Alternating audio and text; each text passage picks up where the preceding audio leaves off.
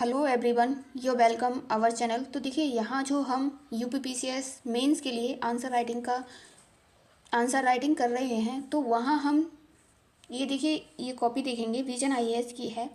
और बाकी का देखिए आप सभी को बता दें कि यूपीपीसीएस प्रीलिम्स और यूपीपीसीएस आरएआरओ प्रीलिम्स की अभी कोई एग्ज़ाम डेट नहीं आई है, कैलेंडर भी नहीं है। तो जितना भी हमारे पास टाइम है तो दोनों को साथ में लेकर इंटीग्रेटेड वे में प्रिपरेशन करते रहिए, जितना भी हम लोगों के पास टाइम है। क्योंकि देखिए ये जो हमारे पास अभी टाइम है, क्रूशियल टाइम है, हम दोनों को साथ लेके चलेंगे तभी चीज़ें कवर अप हो जाएंगी। अगर मान लीजिए आपका एक बार को प्रीलिम्स क्वालिफाई हो जाता है, जब आपका मेंस का भी श्योरिटी नहीं होगी, कुछ पढ़ा नहीं होगा, तो उसका कोई फ़ायदा नहीं, छड़ी खुशी बन के रह जाएगी आपके लिए। तो अगर आपको यूपीपीसीएस मेंस 2024 में देना हो वो, बाकी का देखिए हम सबसे बड़ी गलती करते हैं कि रिजल्ट का वेट, कि रिजल्ट आ जाएगा उसके बाद देखेंगे, प्री होगा तब करेंगे। तो देखिए वहाँ क्या होता है कि आप 2 महीने का बीच में गैप मिलता है, नहीं कर पाओगे, मेंस का सिलेबस काफ़ी है। तो देखिए जितना भी हम लोगों के पास अभी टाइम है तो दोनों को इंटीग्रेटेड वे में साथ साथ लेके प्रिपरेशन करते रहिए। और बाकी का एग्ज़ाम डेट नियर होगी तब प्रीलिम्स का तो कर ही रहे हैं, उसे भी अच्छे से करते रहिए। और जब एग्ज़ाम डेट आ जाती है तो उसी पे एक ही पे फोकस करेंगे। तो यहाँ देखिए हम अपना ऐसे आंसर राइटिंग देख रहे हैं कि हमें ऐसे किस तरीके से लिखना है। और ये विजन आईएएस का टेस्ट सीरीज ज्वाइन किए है, उसकी आंसर राइटिंग है। तो यहाँ देखिए एवेल्यूएट कॉपी है ये। तो यहाँ अब बात कर लेते हैं, वर्ड आंसर को अपने को देख लेते हैं। उससे पहले आप सभी को बता दें कि अपना यूपीपीसीएस प्रीलिम्स का भी साथ ही साथ कर रहे हैं, वहाँ भी हैंड रिटन नोट्स में आपको कंटेंट प्रोवाइड करा रहे हैं, तो उसे भी साथ ही साथ करते रहिए। तो यहाँ हम अपना क्वेश्चंस देख लेते हैं। देखिए यहाँ हमें 150 वर्ड में आंसर देना होगा, 10 मार्क्स हैं इस पर, तो यही देखेंगे।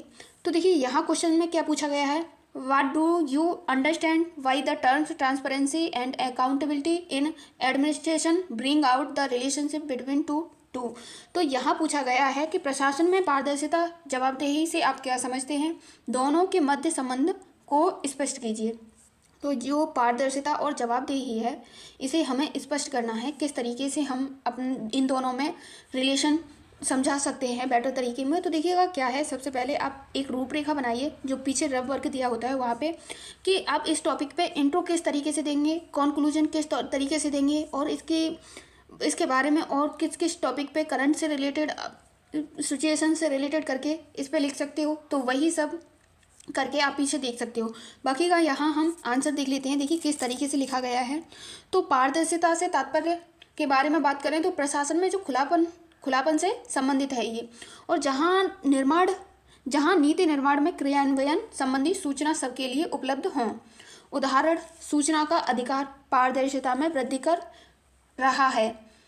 और आप सभी को एक बात और कर लेते हैं यहाँ पे कि यूपीपीसीएस प्रीलिम्स का जो यहाँ करा रहे हैं वही आपको टेलीग्राम ग्रुप पे करा रहे हैं, तो वहाँ से आप घटनाचक्र, पूर्वावलोकन और पीवाईक्यूज एनसीईआरटी बुक्स को अच्छे से कवर अप करते रहिए।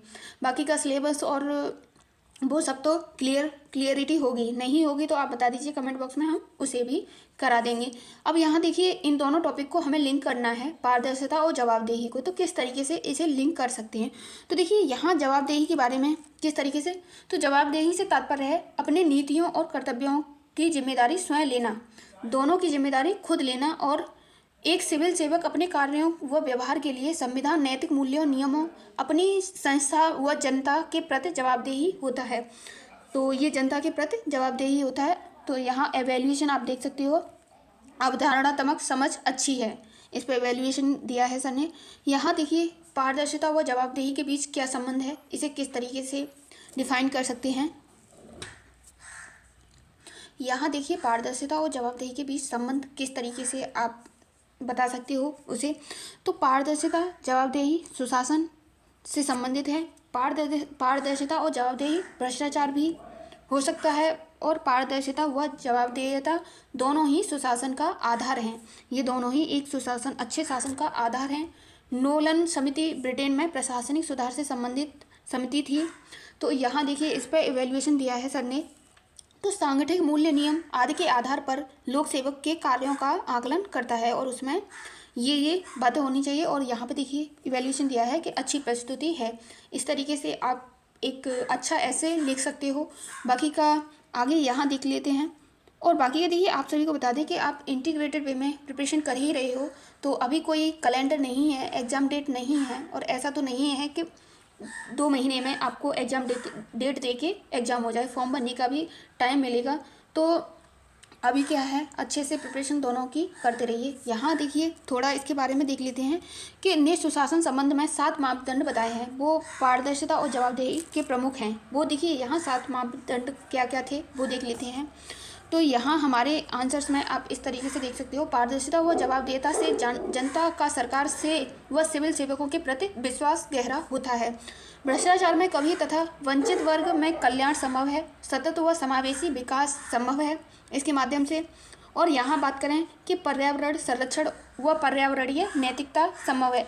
यहाँ से आप एक बेसिक अंडरस्टैंडिंग लिख सकते हो, और इसमें कौन कौन से पॉइंट अपने ओवरव्यू से ऐड कर सकते हो जिससे हमारा आंसर और इफ़ेक्टिव हो जाए। यहाँ देखिए जो जवाबदेहिता के अंग हैं, पारदर्शिता व जवाबदेहिता का अभाव है, वो किन किन चीज़ों से होता है वो भी देख लेते हैं।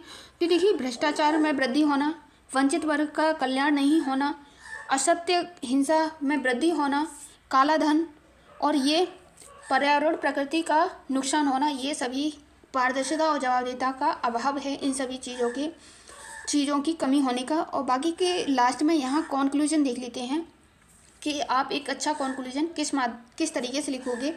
तो यहाँ देखिए बात करें, अंत कहा जा सकता है कि सुशासन वही है जहाँ पारदर्शिता और जवाबदेहिता साथ साथ हों, दोनों चीज़ें साथ साथ चलें, वही एक अच्छा जवाबदेहिता और पारदर्शिता साथ साथ हो सकती हैं।